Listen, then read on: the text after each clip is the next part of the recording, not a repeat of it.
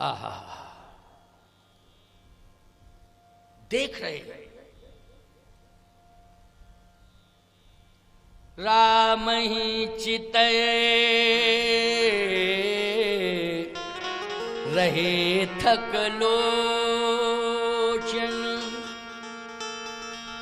टकटकी निगाह से राम को देखते रहे। ऐसा सौंदर्य मैंने देखा ही नहीं, परशुराम जी कह रहे हैं। और मैं ब्रह्मचारी हूं। ब्रह्मचारी का रूप के प्रति आकर्षण नहीं होता है, लेकिन परशुराम तेरा रूप के प्रति आकर्षण कैसे हो गया? तू तो ब्रह्मचारी है, लेकिन तेरा रूप के प्रति आकर्षण। राम जी का ऐसा दिव्य अलौकिक सौंदर्य है प्यारे, कि परशुराम जी देखते ही रह गए, देखते ही रह गए। तभी तो तुलसीदास जी ने लिखा है, क्यों भाई ये चौपाई, इस अर्धाली का अर्थ क्या करोगे? इस अर्धाली का, इस चौपाई का यही अर्थ है, और क्या अर्थ करोगे? राम ही चितय रहे थक लोचन। स्पष्टीकरण, रूप अपार अपार मार मद मोचन।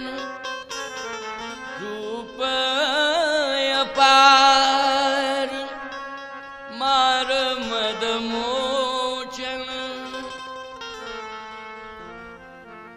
फिर विचार कर रहे हैं कि रूप में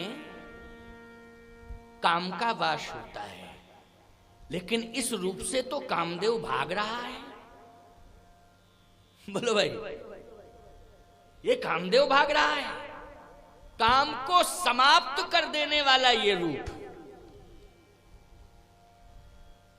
रूप का ऐसा जादू होता है कि काम प्रकट हो जाता है, लेकिन ये रूप इतना दिव्य है कि इसको देख करके तो काम भाग रहा है।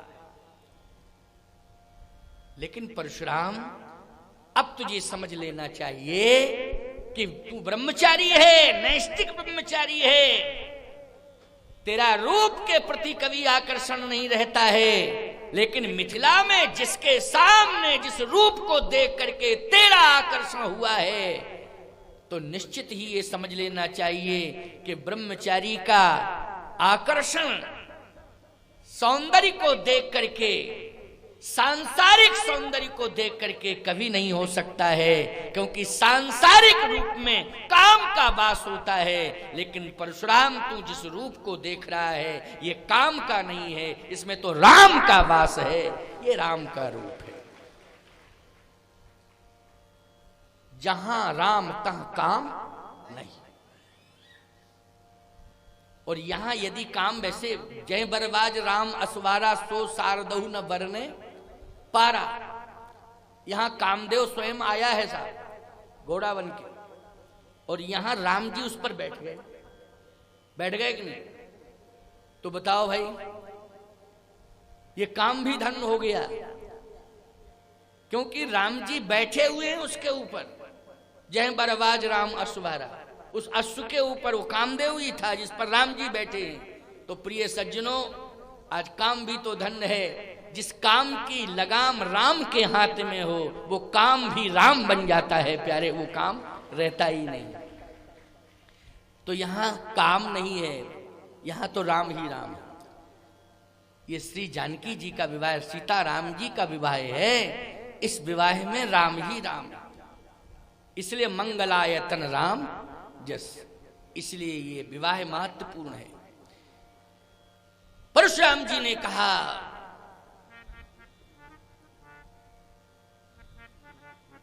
तुम हाथ जोड़ करके मेरे सामने खड़े हो,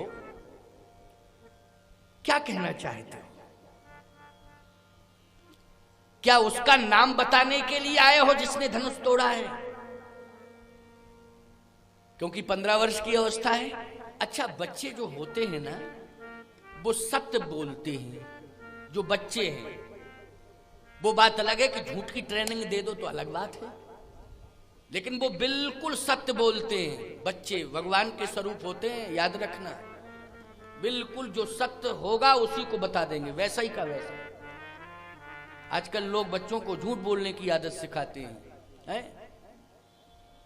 एक बार एक सज्जन अपने घर के अंदर थे, कोई व्यक्ति उनसे मिलने आया तो उसने आवाज लगाई, क्यों फला फला हैं नाम से आवाज लगाई। वो समझ गया, मिलना नहीं चाहता था। फिर उसने दोबारा कहा, क्यों भाई फला फला हैं, हम फला हैं।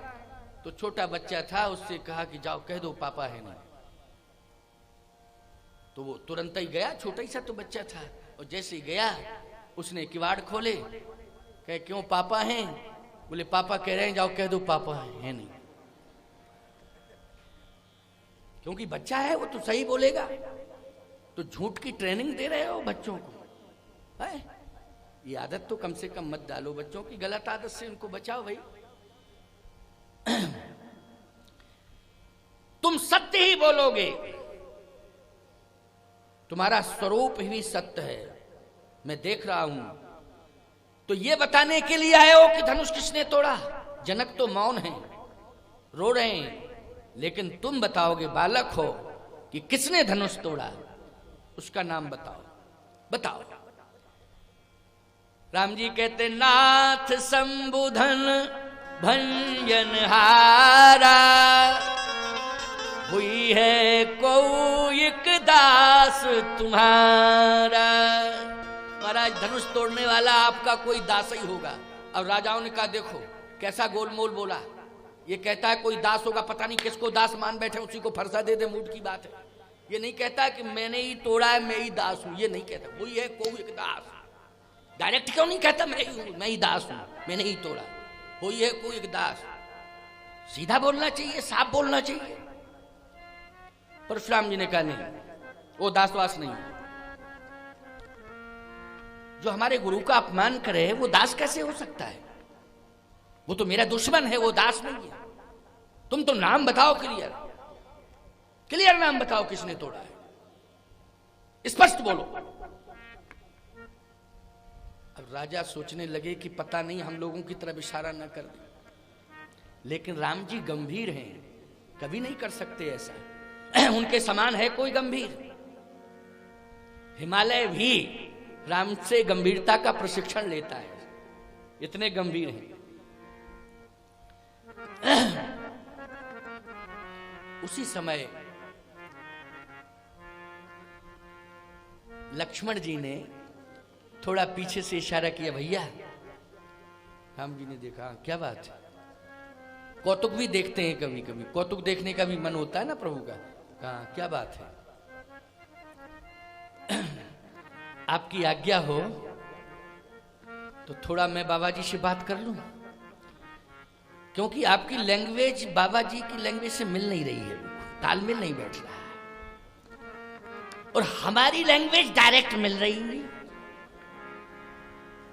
बिल्कुल, और 2 मिनट में क्लियर हो जाएगा कि किसने तोड़ा किसने नहीं तोड़ा। अगर आप कह दें तो यही तो मर्यादा है। बिना पूछे कह न सकत रघुवीर डर, लगे बचन जन बाण, कह न सकत रघुवीर डर। नौजवानों को शिक्षा लेनी चाहिए। ये दोहा इतना महत्वपूर्ण है कि भगवान श्री राम बैठे हैं, बड़े भैया बैठे हैं, हम बोलें तो कैसे बोलें? ये लक्ष्मण के लिए, लक्ष्मण जी सोच रहे हैं, कह रहे हैं कि बड़े भैया बैठे हैं, बिना उनकी आज्ञा के हम बोल नहीं सकते।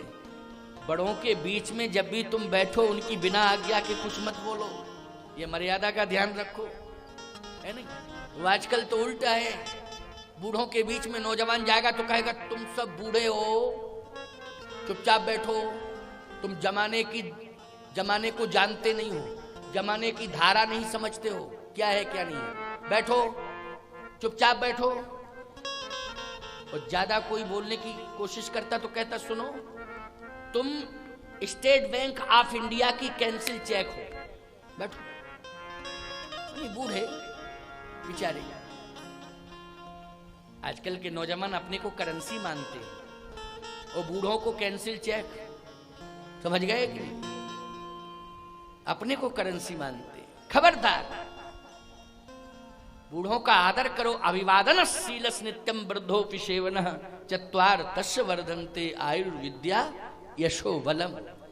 महाराज मनु कह रहे हैं मनुस्मृति में, अभिवादन करना सीखो, बड़ों का सम्मान करना सीखो। अवस्था का ही सम्मान करो प्यारे। इतना ही बूढ़ा चाहता है कि मेरा अवस्था में, इस बुढ़ापे में सम्मान हो, बस और कुछ नहीं। कहीं ना सकत रघुवीर डर लगे वचन जनवान। बिना बड़े भैया की आज्ञा के तो कुछ बोल ही नहीं सकते। पूछा है, हाथ जोड़ के पूछ रहे हैं, भैया अगर आप कह दें तो मैं बोलूं, ना आपकी आज्ञा की नहीं। भगवान ने कहा नहीं, तुम्हारा मन है तो थोड़ा सा बोल लो थोड़ा सा। आगे आ गए लक्ष्मण जी। परशुराम जी ने कहा अच्छा अच्छा अच्छा, अब क्लियर हो गया। तू स्पष्ट नहीं बता पा रहा है तो ये जो छोटा वाला राजकुमार है, ये थोड़ा चंचल है, ये बताएगा। ये सीधा साधा है, ये सीधा है, ज्यादा बोलता नहीं। ये चंचल है, ये बताएगा। ये नहीं कह रहा कि तूने तोड़ा, ये बताएगा। परशुराम जी ने कहा अच्छा तू बताएगा जिसने धनुष तोड़ा। क्यों बालक, तू बताएगा जिसने धनुष तोड़ा। लक्ष्मण जी बोले पहले ये बताओ धनुष से आपका मतलब क्या है। परशुराम जी ने कहा अच्छा इसका मतलब है कि धनुष तूने तोड़ा। लक्ष्मण जी बोले ये बताओ आपका है। परशुराम जी बोले नहीं मेरा तो नहीं है। तो आपके बाप का है क्या? परशुराम जी बोले मेरे बाप का है। क्योंकि शिष्य किसके हैं परशुराम जी? भगवान शंकर के। बोले मेरे बाप का है, ये सत्य है। लेकिन मैं ये पूछ रहा हूं कि तूने तोड़ा है। लक्ष्मण जी बोले अगर आपके बाप का है, आप बाप किसे मानते हैं? कहा मेरे बाप भगवान शंकर हैं और उन्हीं का ये धनुष है। तो लक्ष्मण जी ने कहा आप ही के बाप तोड़वा के चले गए, बाप ही से पूछो किसने तोड़ा। अच्छा बोलो भैया राम जी बोलते क्या है ऐसा? अब थोड़ी सी छूट मिल गई। अच्छा बात भी सही है, बात बनावटी नहीं है, इसमें सही बात है। बातें तो बहुत हुई हैं परशुराम जी की, लक्ष्मण जी की बातें, खैर उतना विस्तार हम नहीं देंगे क्योंकि हमें प्रसंग को आगे बढ़ाना है ना। बातों में से बातें बहुत निकल जाती हैं। लेकिन बात यह है कि परशुराम जी से लक्ष्मण जी ने यही कहा कि अगर आपके बाप का है तो आपके बाप ने ही तोड़वाया है, आप अपने बाप से पूछिए कि ये धनुष किसने तोड़ा और क्यों तोड़वाया। मैंने कल चर्चा की थी डगैन शंभु सरासन कैसे। धनुष के ऊपर कौन बैठे हैं? भगवान शंकर। रक्षा कौन कर रहे हैं धनुष की? भगवान शंकर कर रहे हैं ना, भगवान शंकर। इसलिए राजा कुछ नहीं बिगाड़ पा रहे धनुष का। और भगवान शंकर जब रक्षा कर रहे थे, राम जी पहुंचे तो शंकर जी ने तो आदेश दिया धनुष को कि बस अब अपने दुर्भाग्य को सौभाग्य में बदल ले, अपने दुर्भाग्य को सौभाग्य में बदल ले, क्योंकि मेरे आराध्य आ गए हैं प्रभु राम, इनके हाथों से तेरा उद्धार हो जाएगा। तो कल मैंने कहा था केवल अयोध्या का उद्धार करने के लिए ही नहीं, धनुष का भी उद्धार करने के लिए भगवान आए। तेरा उद्धार हो जाएगा, इसलिए इनके हाथों से ही तेरा उद्धार होगा। भैया चाहे पिता हो चाहे गुरु हो, परमात्मा को ही तो बुलाता है वो, और फिर वो कहता है कि अब आप इसका कल्याण कर दीजिए, इसका उद्धार कर दीजिए। तो आज भगवान शिव ही कह रहे हैं कि तेरा उद्धार होने वाला है। धनुष अब चूकना नहीं, मैं आदेश दे रहा हूं। उसी समय धनुष भगवान के हाथ में आ गया था ना, राम जी के हाथ में।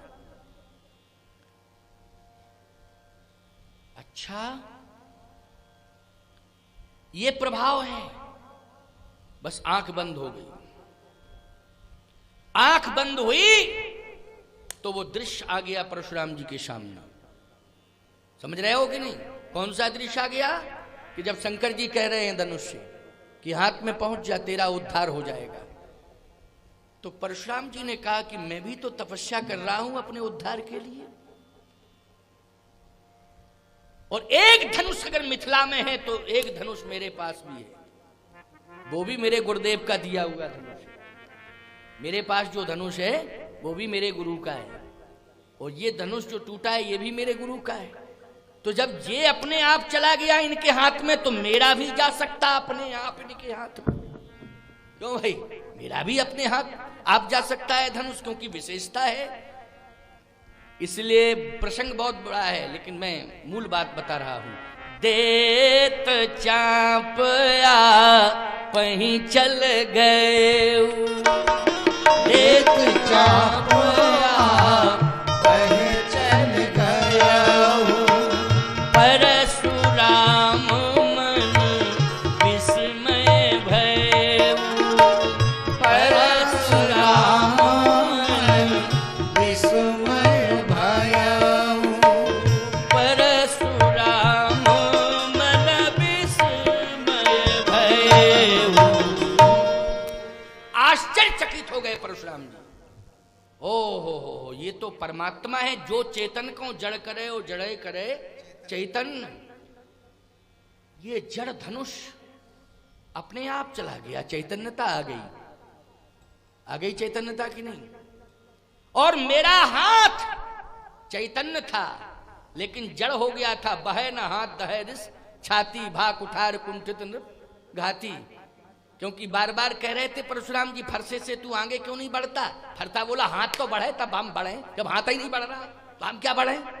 क्यों भाई, हाथ भी ठीक बोल रहा है, फरता भी ठीक बोल रहा है कि नहीं? तो इसका मतलब है फरसा जड़ है लेकिन हाथ चैतन्य है। हाथ चैतन्य है कि नहीं बोलो? लेकिन बहे ना हाथ नहीं बढ़ रहा तो फरता कैसे बढ़ेगा? जब हाथ बढ़े तो हाथ क्या है? हाथ है चैतन्य लेकिन जड़ हो गया, और फरसा है जड़ लेकिन उसमें चैतन्यता आ गई, अपने आप ही चला गया। तो इसका मतलब है कि जो चेतन का जड़ करे जड़े करे चैतन्य, वही समर्थ प्रभु राम मेरे सामने खड़े हैं। क्योंकि आज ये धनुष जो जड़ है वो अपने आप हाथ में चला गया ना। देत चाप आप चल गए हो, परशुराम मन विस्मय भयो। ये तो ब्रह्म है, पूर्ण ब्रह्म है राम। इसलिए कहे जय जय जय रघुकुल के तू, और भृगुपति गए बने तप हेतु। जब जय जयकार करके परशुराम जी फिर तपस्या करने के लिए चले गए तो जितने दुष्ट राजा थे वो सब कहने लगे जब हमारा हाई कमान ही सरेंडर हो गया तो अब हमें भी सरेंडर होना चाहिए। तो जितने दुष्ट राजा थे वो भी कहने लगे रामचंद्र की जय हो, सियावर राम की जय हो, सियावर रामचंद्र की जय हो, सियावर रामचंद्र की जय हो। दुष्ट राजा ये कह सकते थे सियावर रामचंद्र, बोलो सियावर रामचंद्र की जय, सियावर रामचंद्र की जय। जितने दुष्ट राजा थे सब कहने लगे। अब ईमानदारी से बताओ, मंगलायतन राम जस हो गया कि नहीं हो गया? बोलो मंगल ही मंगल आ गया कि नहीं आ गया? अब यहां विरोध कहां रहा क्या? जहां प्रतिकूलताएं थी वो सब प्रतिकूलताएं अनुकूलताओं में परिणित हो गई।